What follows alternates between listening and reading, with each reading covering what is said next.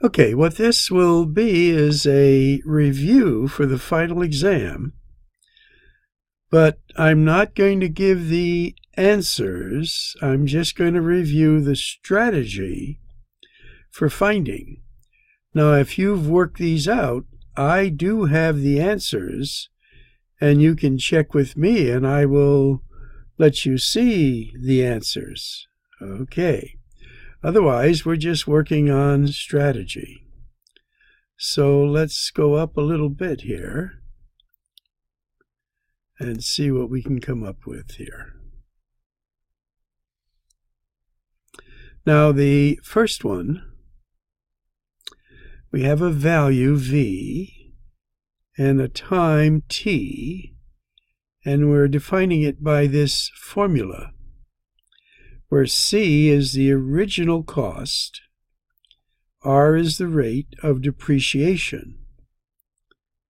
Find the value of a machine at the end of 3 years if the original cost was this and the rate is this. So, what I would suggest you do, get a pen going here. We're going to substitute our formula, V equals. Now the cost was $5.89. Then our parenthesis, we're going to put a 1 in there, minus the rate, which is 0.19. Now we're going to raise that to the exponent 3. And if you know how to put that in your calculator, this is a 1. Theoretically, subtract this, square it, multiply it by this, round your answer to 2 decimal places. Now, the next one is a similar one where we're using information. There's our rule in a sense. So we're going to, and this is approximate here, 3 lines, 0.03, parenthesis is 1, minus, now we're using E. You need to know how to put that into your calculator, minus 0.2. So we know this is decreasing because it's a negative value, and our time is 7 minutes.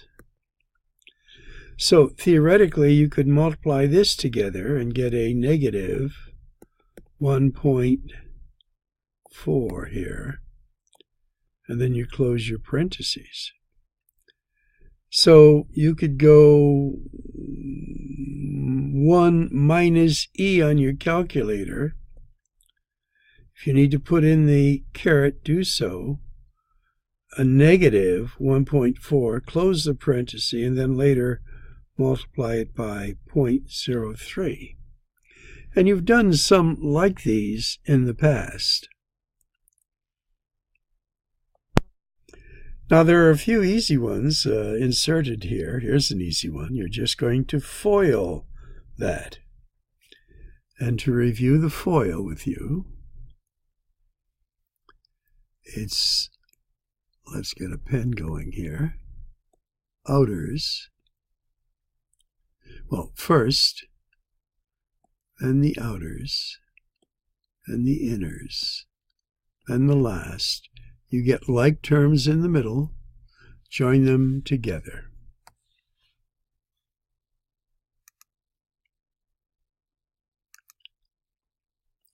All right, let's raise it up a little here.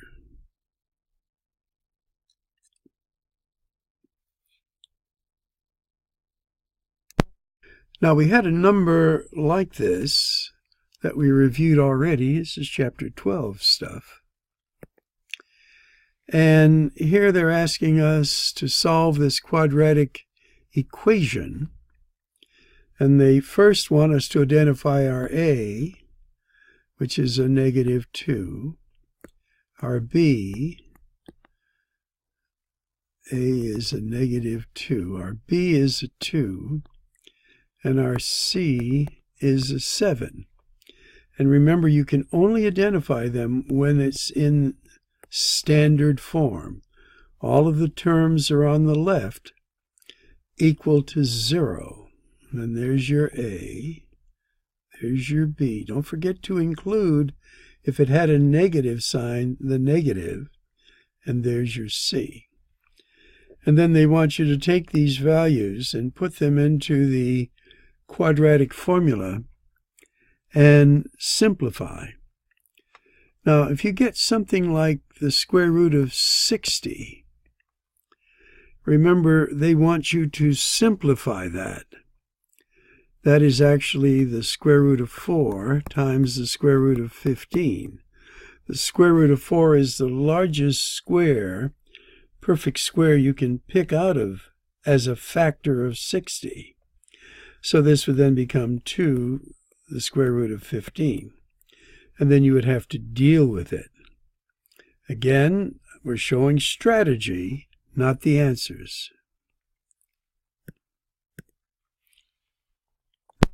Now, our final will feature a lot of probability and things we weren't tested on, but you need to have a strategy to figure these things out. So, for instance, here they have volunteers, 800 volunteers. Let me move that back up there.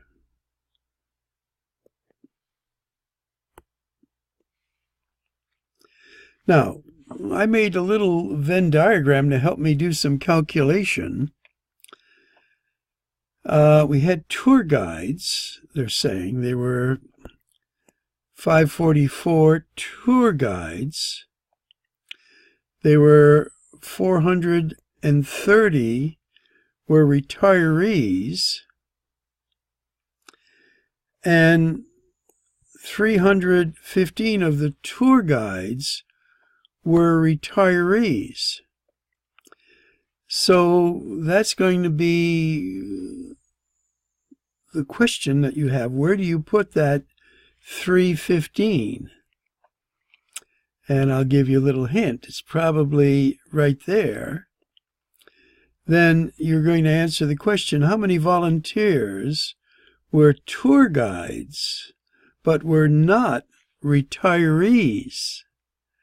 And you're going to have to do some calculation there. But hopefully, for strategy purposes, that was a helpful thing.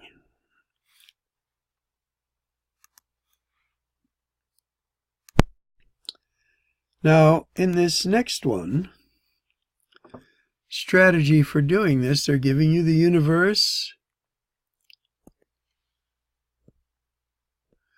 They're giving you X, they're giving you Y, and they're giving you Z. But we have X in union, but then we have to first find the intersection of Y and Z. So the key is you have to do this part first. And then you're going to apply the union with X, and then you'll give your set in roster notation as an answer. So which elements do we find in U and Z? Well, U and, let me say that again, Y and Z. It's intersection, Y with Z. So there's YZ. So again, whatever technique you're going to use, I see an S there.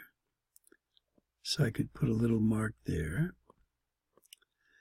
I see an A there. And I see an E that's in both. So this would be SAE, SAE that are found in both. But now you need to join them with the elements of of X through union. Okay, now I worked on these. I have all the answers for things like this. And you can try it. You want to get a strategy for doing it. This is practice. And if you want to check with me for the answers, you can do that.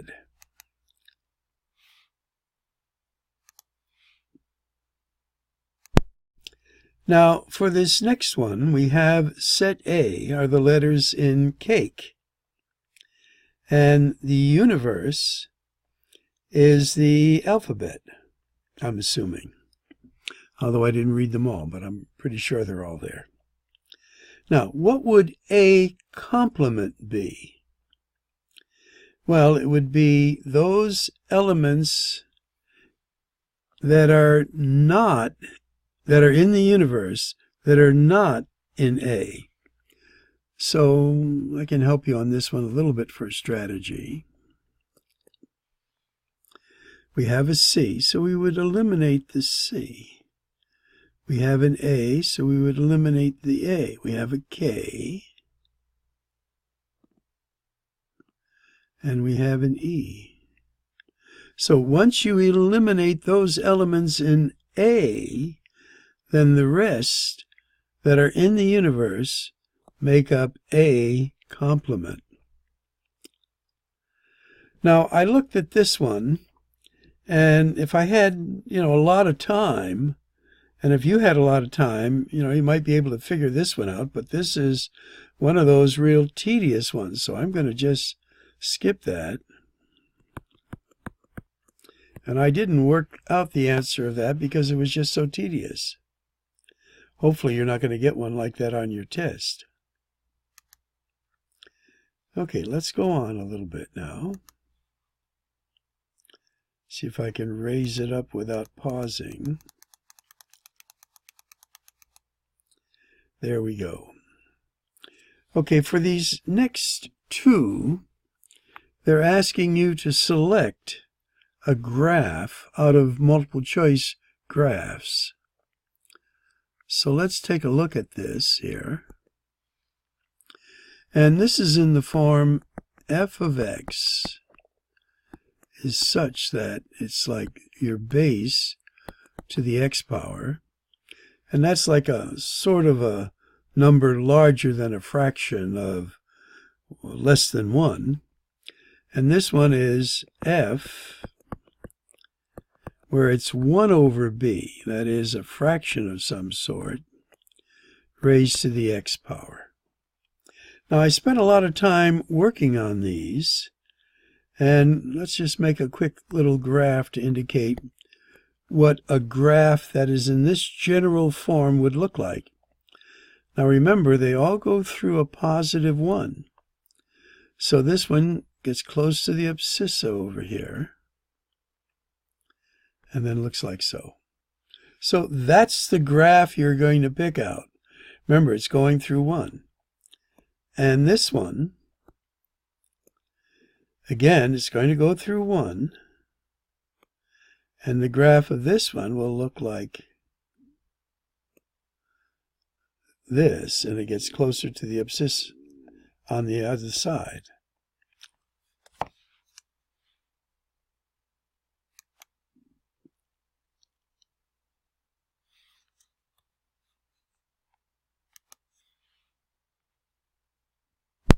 And let me correct myself. This is the asymptote.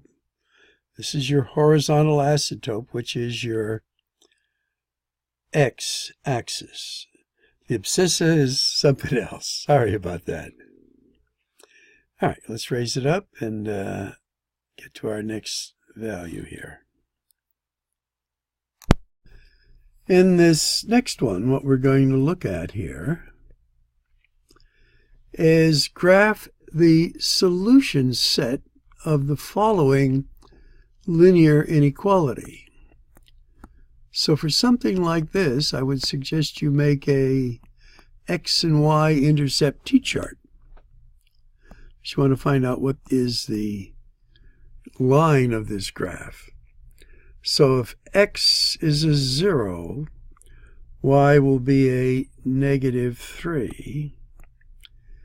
And if y is a 0, this is a -5. So as we go to make our graph, we plot these, 1, 2, 3, a dot right there, and then 1, 2, 3, 4, 5, a dot right there, and then what kind of line would you have here? And the answer is be a dotted line. And then where would you shade? Now remember, you could do a trial point, but looking at this is a positive y is going to be less than something. So when y is less than something, do we shade in region A or region B? And I kind of gave away a little bit of that, but not everything. Okay, let's clear that up and look at the next one here. Here they want us to find the slope. Now, they do give us the ordered pairs, so we could use the slope formula.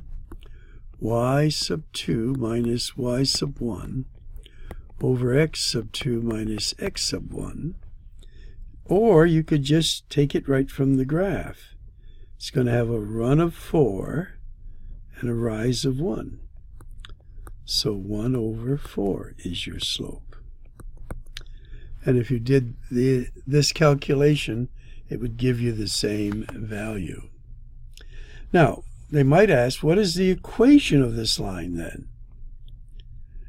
Well, if you put it in slope-intercept form, it's going to be y equals, you now know the slope is 1/4 x, and the y-intercept is jumping out at you here as a positive 5. Okay, a little extra review on this one here.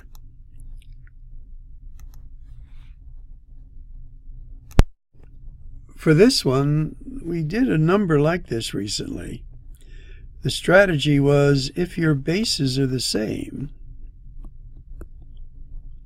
this is a 16, I want to make it a base of 4. That would be 4 to the second. Then your exponents are equal. So the equation you'd use to solve this would just be the exponents. Negative x, negative 10, equal 2. Okay. And that is part of the solution.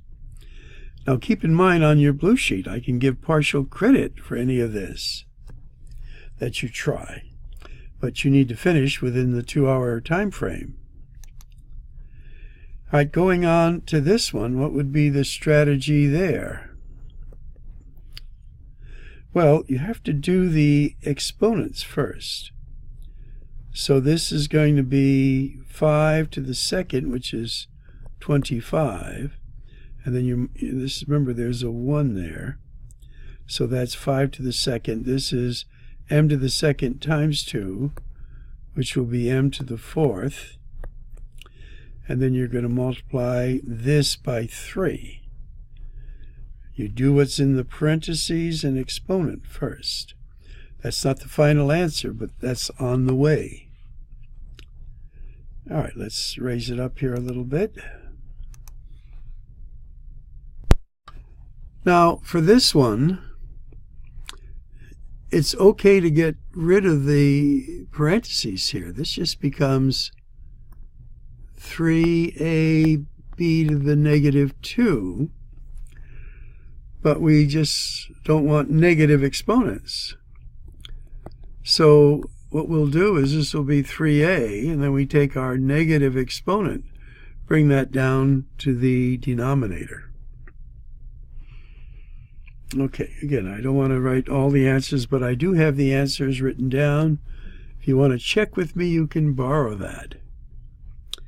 All right, how about something like this? Well, what I would do first is take this n to the negative 1 and move it up to the numerator as a n to the positive 1. Now this is raised to the 3rd.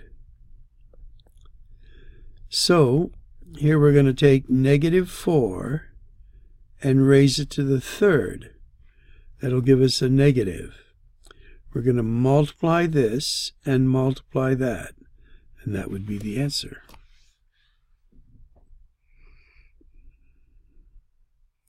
Again, we're looking for strategy. Now, I wrote these out. I had a paper copy of this, and I had to work on these myself to figure out the strategy of what they're asking, and that is thinking time. And, you need to pause, read things over, and have some thinking time. But for this one, basically what we're trying to do is to get a formula for this. And what would it be? Well, do we know how many rows there were in the cinema? No. But the number of seats exceeds the number of rows by 19. So x plus 19. So this was the number of rows. This is the number of seats in the rows. If we multiply the number of rows by the number of seats, it equals 3, 3, 3, 2. Now, what do you do next? Well, you're going to multiply through here and get x squared plus 19x. You're going to transpose this to this side, and you're going to equal everything to 0. Oh. Now, you can put that in the quadratic formula. This actually factors. If you want to try it, I had to work a while on doing it here. And this is an enormous number, so what strategy might you use to figure that out? Well, whenever you're wondering about factors over here, you can use this technique. Divide it by 2, and you get 1666. Divide that by 2, and you get 833. Now, can I divide this by 3? And if I add these up, I get 14, and 14 is not divisible by 3. Now, it's not divisible by 5. It's not divisible by 6. But you might then try a 7. All right, you divide 7 in there, and it gives you a 119. Now, we know this is not divisible by anything up to 7 so far, so we might try a 7 again, and it works out as 17. Now, you want to look for numbers that are here and here and have a difference of 17. Well, what I came up with is I went 4 times 17 out here, and I got a 68. And then this is 49. And again, this took a while.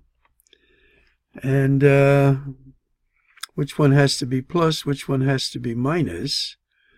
I'll leave that up to you. But we were wondering, find the number of seats in a row. Well, remember, once you solve for x, you have to add 19 to that. And that'll give you the number, because x is the number of rows. And I went far enough on this one to show you. Now, remember, if you did this, or even if you didn't, you only got to this stage here, that's a lot of partial credit. You just weren't able to factor it. Or if you use the quadratic formula, it just takes time. And sometimes you have to pick and choose which ones you're going to do. Okay, let's go on to the next one here. Hopefully this is an easy one for you. we're going to convert this, which is in its log form, to its exponential form. The base is 8, the exponent is 2, and x is the answer. So I think I gave enough hint on that already. Now for this one down here, they want you to find the x and y-intercepts. And if you use that special X and Y-intercept t-chart, it'll be very useful. So if x is a 0, this is going to be a negative 19 divided by 6. And if y is a 0, you do the same thing and get that one. So again, that would be the strategy, and I gave away a little bit of the answer there.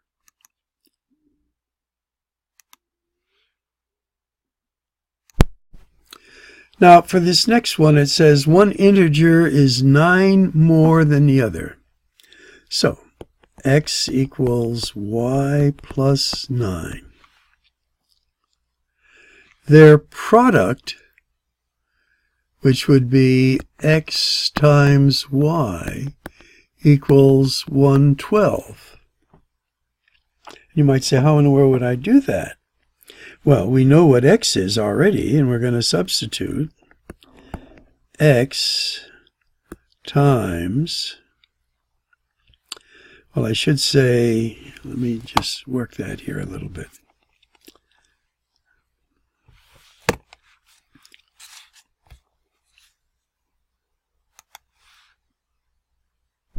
I got a little carried away on that one here. Let me try it again. So we know that x is this, so we're going to substitute y plus 9, that is what x is, times y. I could put the y there or I could put it here. That was what was confusing me a little. So now I distribute and I get y squared plus 9y. Transpose this over, negative 112 equals 0, and I have to either factor that, which it does factor, and I will find out my series of integers.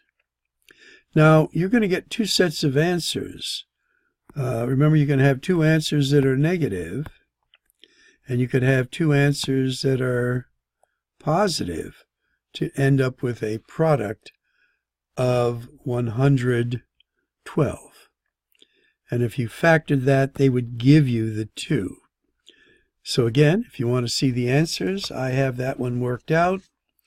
And I should look at my work a little more often so I don't make these little errors here. Okay. Now it says graph the line by locating any two ordered pairs. And we don't have to do any rounding off because we're just going to graph here. So for this one, you could make a little t-chart. Now, because their x and y are sort of equal to 0, it's going to go through the origin. But then you need one other point to find out what y would be. So if we use a 5 here, this becomes a negative 4 times 5 plus 5y equals 0. So we're going to get a negative 20 plus 5y equals 0 there. You're going to transpose the 20, divide by 5, and that will give you another value. So you're going to get your ordered pairs, put that into the system, and then that will do a graph for you. Okay, again, we're looking for strategy. If you want to see the answers, I have them written out.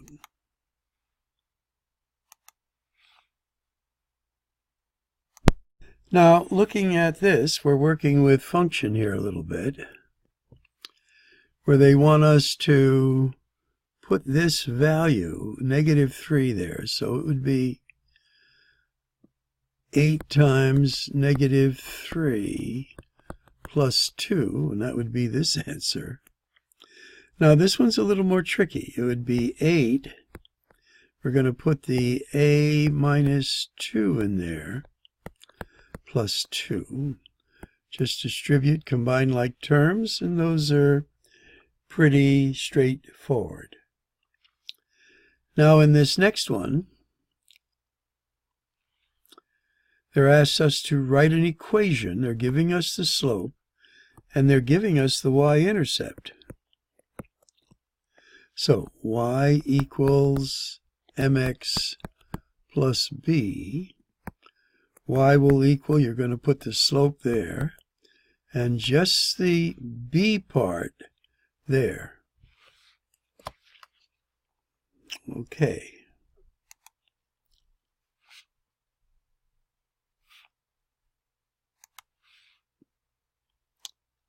All right, we're almost over, and let's just do our last few here. Here we have a slope of 0, and what would be the equation of this line going through that point? Well, if you recall, y equals b is a horizontal line, and the slope of all horizontal lines is 0. So all we have to do is look at our ordered pair, and what is the b there? And that is what the equation is, y equals b, whatever the b is there. Now again, that slope-intercept form is very useful. Y equals mx plus b here. Getting a little pop-ups, I guess. And we know the slope is 2. We know our x value is, y value first is 2. Our x value is -5. What we don't know is the b of our new equation. So we multiply this, move it over to the other side. That'll be what our b is. So then as we write the new equation, our slope we know is 2, and we now have our new b value. And I was looking at this one, and we're going to skip it because this just takes forever. And I hope we're not going to have any like that on our final. You can play around with it. You're working on some of it now. Let's just go on here.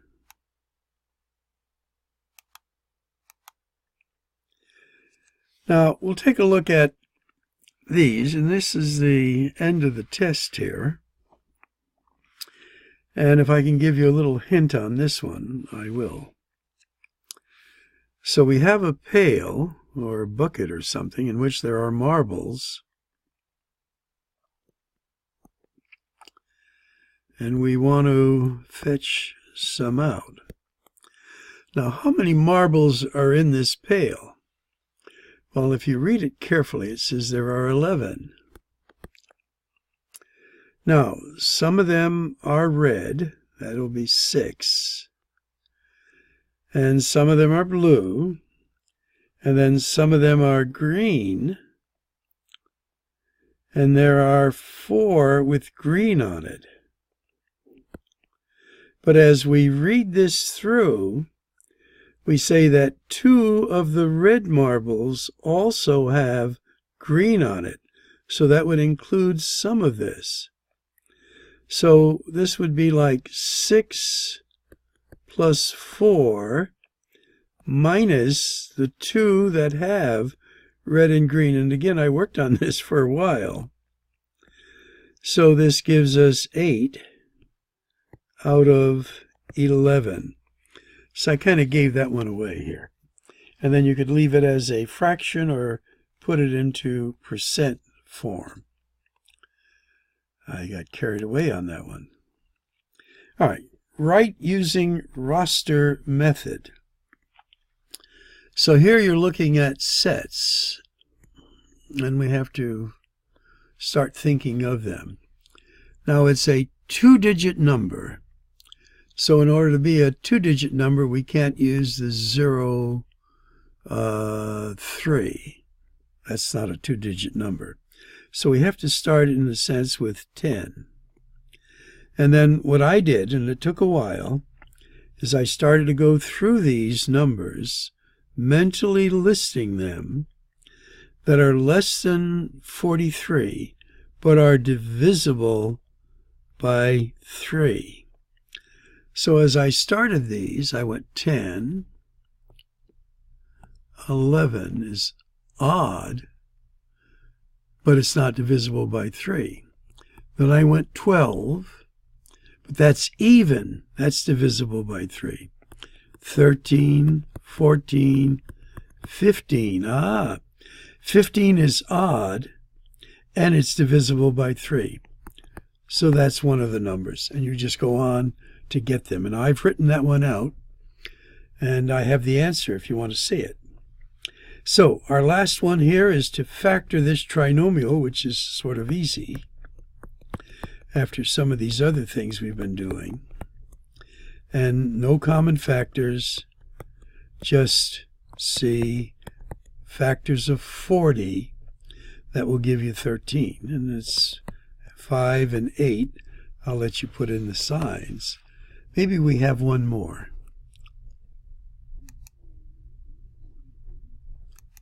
Yes, one more here. And this is sort of an easy one.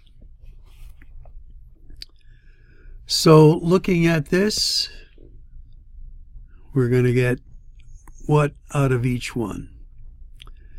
Now, we can't take a 6 out of each one, but we can take a 3 out of each one. And the letters, what can we take out of each one? We can take an X and a Y.